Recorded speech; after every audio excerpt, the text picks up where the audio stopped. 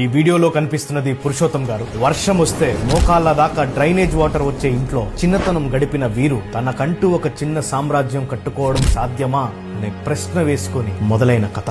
7th class చదువుకుంటున్న వీరు చదువుకునే స్తోమత లేక చదువు మానేసి తన ఇంటి పేదరికాన్ని మార్చాలి అని ఒక ఫ్యాన్సీ షాప్ లో పనిచేయడం మొదలెట్టారు. 300 రూపాయలు వచ్చే, అవి సరిపోవట్లేదు. చేతిలో ఏం స్కిల్ లేదు, కానీ నాకు 2 కాళ్ళు చేతులు ఉన్నాయి కదా, నా చేతికి ఏ పని దొరికితే ఆ పని చేస్తాను అనుకో. పేపర్లు వేయడం, పాల ప్యాకెట్లు వేయడం, ఇవన్నీ చేస్తున్నాడు. సినిమా కథ కాదండి, నిజమైన కథ. క్రమేణా శారీ షాప్ లో పనిచేయడం మొదలు పెట్టారు. అక్కడ కొంత అనుభవం తెచ్చుకొని తనే ఒక బిజినెస్ స్టార్ట్ చేయాలని దాచుకున్న డబ్బంతా తీసుకొని వెంకటగిరిలో శారీస్ పర్చేస్ చేసుకొని హైదరాబాద్ కు వచ్చారు. పరిచయాలు పెంచుకొని ఇంటింటికి వెళ్లి శారీస్ అమ్మేవారు. కొంతమంది డబ్బులు ఇస్తామని మోసం చేసిన వాళ్ళు ఎందరో చిట్ ఫండ్ లో వేసిన డబ్బంతా పోగొట్టుకున్నారు. తెచ్చుకున్న డబ్బు అంతా అయిపోయింది. తిరిగి వాళ్ళ గ్రామానికే వెళ్ళిపోయారు. ఇక్కడ ఆయన ఆగలేదు.